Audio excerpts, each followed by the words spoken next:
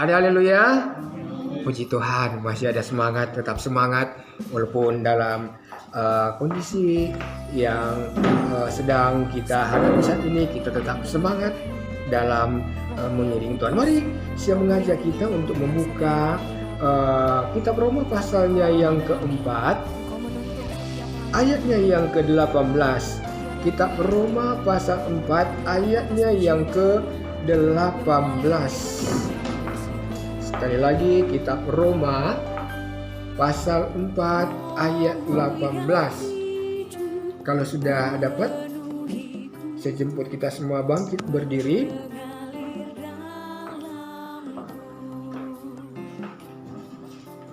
Kita baca sama-sama ayat ini. 2, 3. Sebab sekalipun tidak ada dasar untuk berharap, namun Abraham berharap juga dan percaya bahwa ia akan menjadi bapa banyak bapa. Menurut yang telah difirmankan, demikian banyaknya nanti keturunanmu. Puji nama Tuhan, sampai di sana pembacaan Alkitab. Saudaraku sekalian, di dalam kitab Roma ini dikatakan bahwa Abraham sekalipun tidak ada dasar untuk berharap, tetapi dia tetap berharap dan percaya kepada Tuhan. Apa yang Abraham harapkan? Abraham mengharapkan akan janji Allah. Dalam kitab Kejadian pasalnya yang ke-12, di sana dikatakan pada waktu Allah memanggil Abraham, Allah berjanji kepada Abraham bahwa Allah akan memberkati Abraham dan memberkati keturunannya, dan dia akan menjadi bangsa yang besar. Nah, inilah yang Abraham harapkan, ya. Janji Allah inilah yang Abraham percaya. Nah, kenapa firman Tuhan bilang sekalipun tidak ada dasar untuk berharap, dia tetap berharap dan percaya akan janji Allah?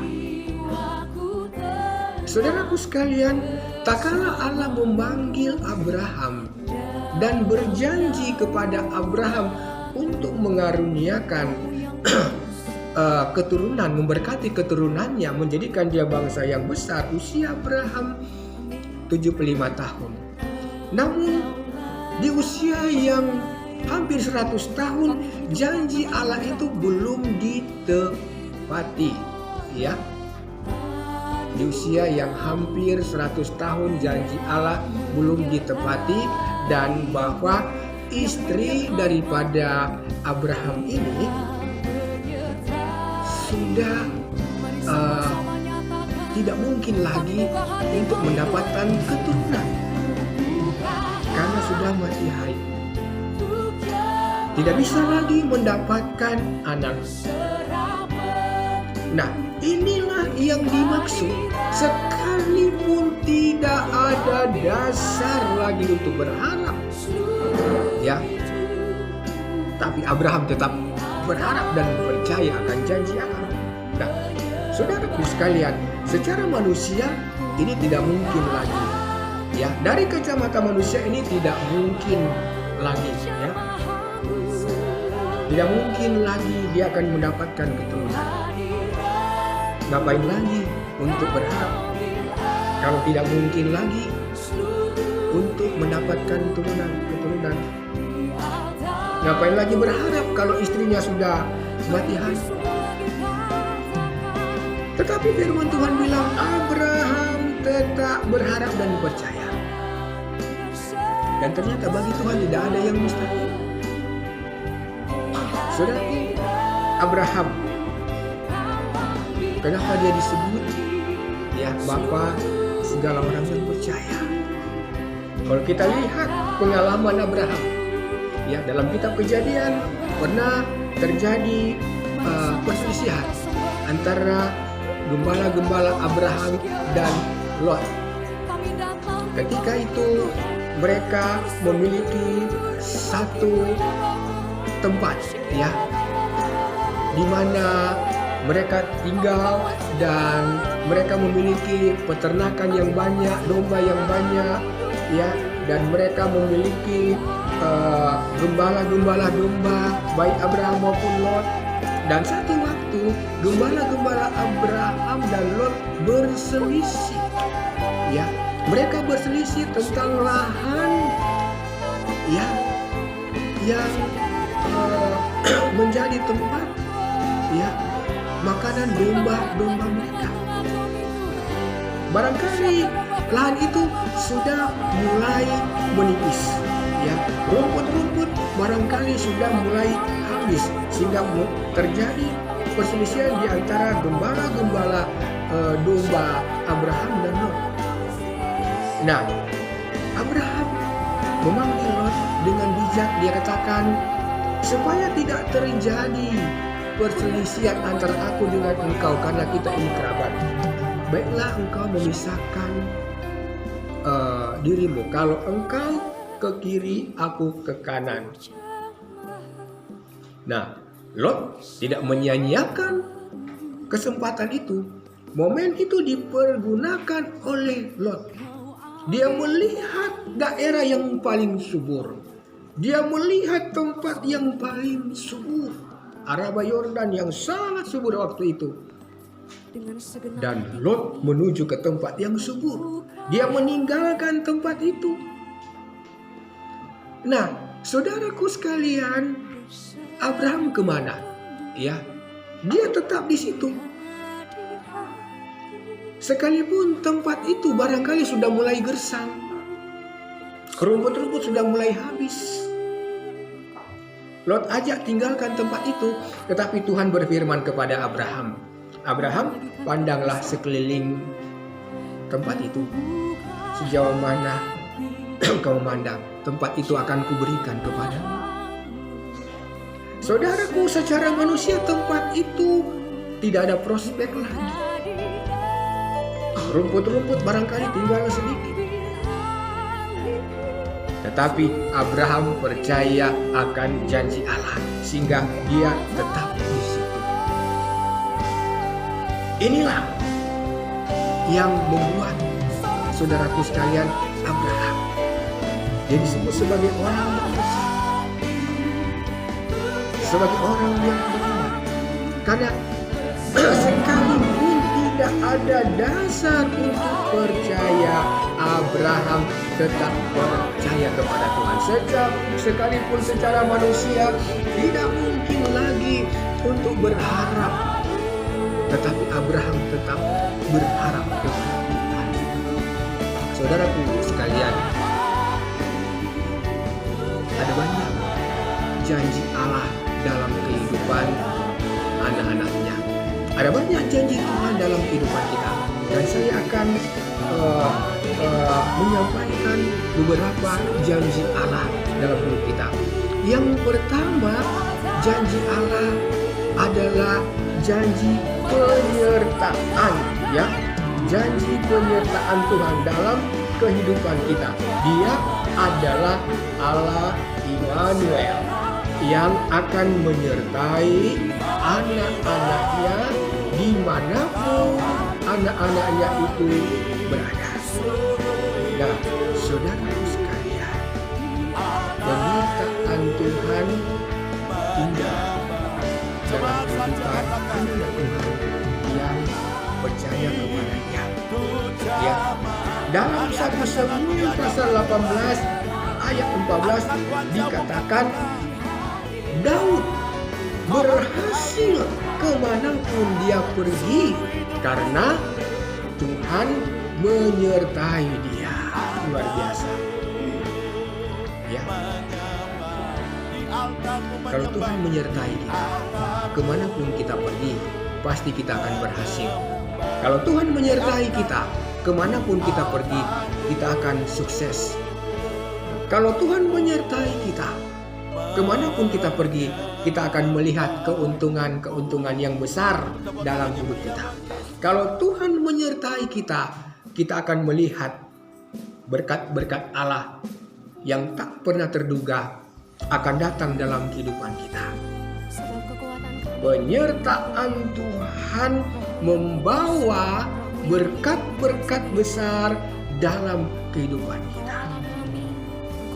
Ini adalah janji Allah bagi anak-anak Tuhan. Allah Immanuel menyertai anak-anaknya. Saudaraku sekalian, masihkah kita merasakan ada penyertaan Tuhan dalam kehidupan kita? Apakah kita merasakan penyertaan Tuhan hanya di waktu senang? Apakah kita merasa penyertaan Tuhan ada hanya di waktu kita sehat? Apakah kita merasa penyertaan Tuhan ada hanya di waktu kita menikmati keuntungan?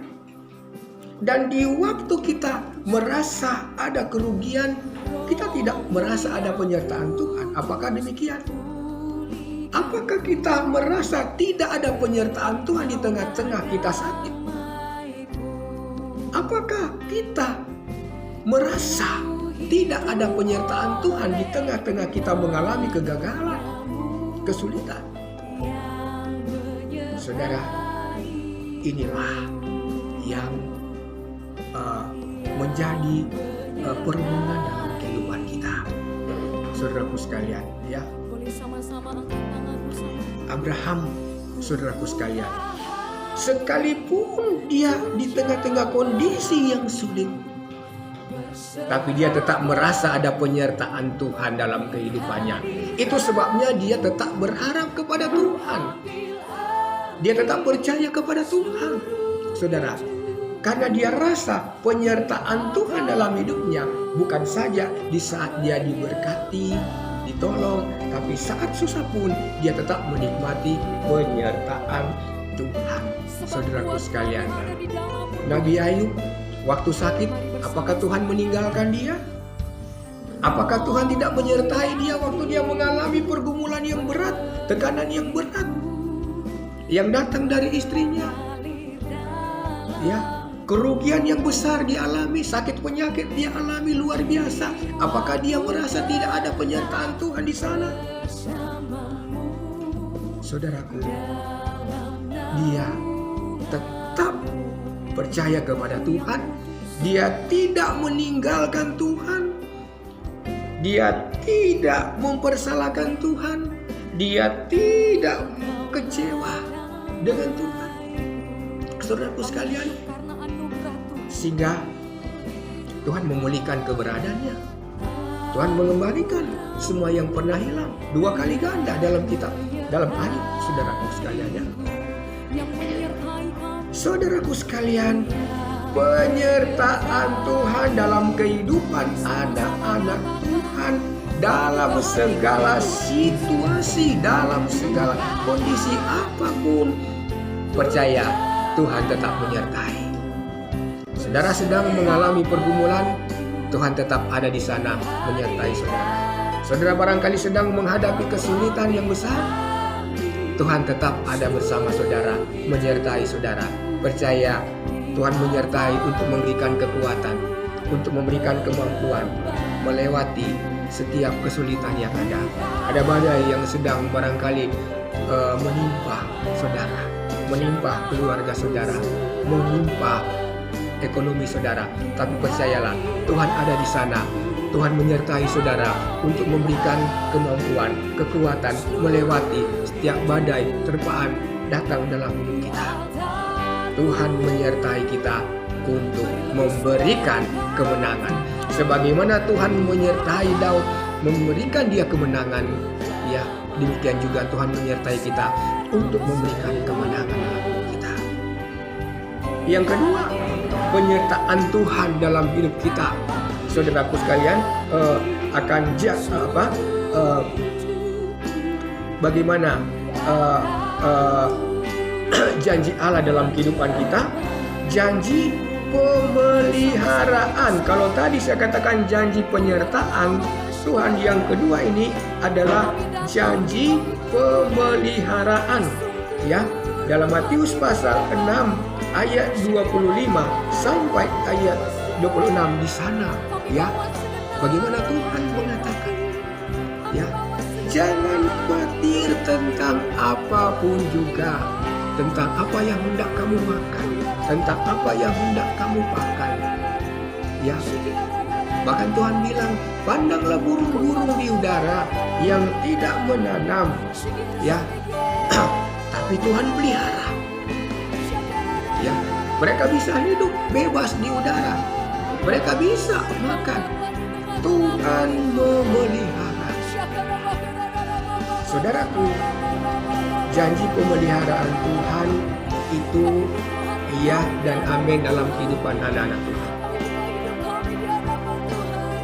Dalam situasi apapun yang kita hadapi, dalam kesulitan apapun yang kita hadapi, Tuhan akan tetap memelihara kehidupan kita. Saudara ingat janda di Sarfat di dalam kitab 1 Raja-Raja pasal 17 ayat 7 sampai 14. Di sana dikatakan bagaimana pengalaman janda di Sarfat ketika bertemu dengan Nabi Elia. Janda di Sarfat sedang mengumpulkan kayu bakar. Dan waktu itu Elia katakan, ya, hamba Tuhan, ya, Nabi Tuhan katakan, berikan aku air. Ibu janda ini memberikan dia air. Kemudian Elia lagi katakan, berikan aku roti. Nah, disinilah ibu janda menyampaikan persoalannya. Aku tidak ada roti. Aku hanya ada tepung segenggam dalam buli-buli dan sedikit minyak. Cuma itu yang aku punya. Aku gak punya apa-apa lagi. Gak punya persiapan apa-apa lagi. Gak punya aset lagi. Gak ada sesuatu yang bisa diuangkan untuk membeli bahan makanan. Yang ada hanya tepung segenggam, minyak sedikit dalam buli-buli. Aku ini sedang mengumpulkan kayu bakar dan akan pergi mengolah ini menjadi makanan. Setelah itu tidak ada lagi yang akan kami makan, tinggal menunggu mati. Karena di daerah itu saat itu terjadi kelaparan yang sangat dahsyat. Ya. Nah, Nabi Elia, Nabi Tuhan bilang, pergilah, buatlah seperti yang engkau katakan tadi, namun buatlah bagi saya dulu, baru bagi kamu dan anak-anak. Nah, saudara, secara manusia, janda ini berpikir, ya kalau dia berpikir secara logika, ini buat saya dan anak-anak aja gak cukup, masa saya mau bagi sama kamu, masa saya mau berikan sama kamu. Tetapi saudaraku sekalian, ibu janda di Sarfat itu mengikuti apa perkataan Nabi Tuhan. Dan apa yang terjadi setelah dia mengikuti perkataan hamba Tuhan ini, Nabi Tuhan ini? Terjadi mujizat, saudara. Terjadi mujizat. Tepung segenggam yang tadinya cuma segenggam itu tidak habis-habisnya dalam tumpahan. Dan minyak yang sedikit tadi tidak habis-habisnya. Setelah mereka ambil, mengolah, memakan, masih ada, dan terus masih ada sampai turun hujan. Mujizat Tuhan terjadi. Bagi Tuhan tak ada yang mustahil. Bagi Tuhan tidak ada yang sulit, saudaraku sekalian, ya. Kalau kita ada di dalam kehendak Tuhan, kalau kita ada dalam firman-Nya, kalau kita tunduk kepada Tuhan, bagi Tuhan tidak ada hal yang mustahil. Janji Allah, ya dan amin. Janji manusia barangkali masih bisa ingkar manusia, masih bisa meleset janji manusia. Tapi janji Allah tidak pernah meleset, saudara. Janji Allah tidak pernah tidak ditepati, saudara. Asal kita imani janji Allah, asal kita mau percaya akan janji Allah, saudaraku sekalian. Barangkali jemaat Tuhan yang ada di tempat ini, yang ada di rumah masing-masing. Barangkali anak-anak Tuhan pun sedang diperhadapkan dengan situasi dan kondisi seperti yang dialami oleh janda yang ada di Sarfat ini, ya, sedang menghadapi satu kesulitan. Secara manusia tidak ada dasar lagi untuk berharap. Secara manusia tidak ada dasar lagi untuk beriman. Tetapi bagi Allah tidak ada yang mustahil, saudara. Ya, bagi Allah tidak ada yang mustahil dalam hidupmu. Mungkin Bapak Ibu sedang menghadapi satu pergumulan, sebagaimana yang situasi yang dihadapi oleh Abraham.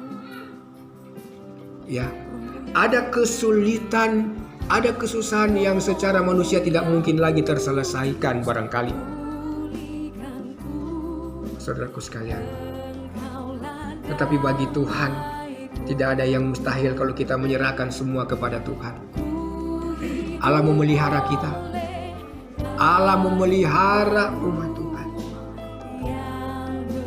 Saudaraku sekalian, kesulitan tak terhindarkan dari kehidupan manusia, siapapun dia, termasuk anak-anak Tuhan, ya.